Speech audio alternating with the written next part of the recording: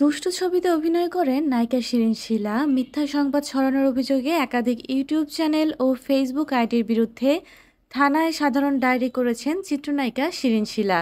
জিডিতে 18টি YouTube channel ও Facebook আইডির link তুলে ধরে রাজধানীর বাড্ডা থানায় অভিযোগটি করেছেন এই চিত্রনায়িকা। পরবর্তী সময়ে সাইবার ক্রাইমেও মামলা করবেন বলে জানান তিনি। বাড্ডা থানার ভারপ্রাপ্ত কর্মকর্তা সাইফুল ইসলাম জিডির বিষয়টি নিশ্চিত করেছেন।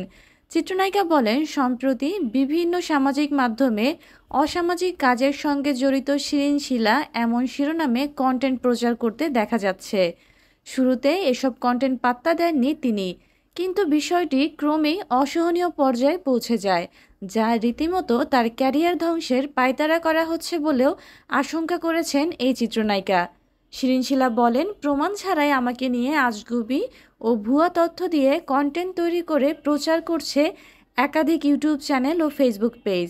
সেসব আবার লাখ লাখ মানুষ দেখছে। আমার সম্মান নষ্ট করে ভিউ বাণিজ্য করা হচ্ছে।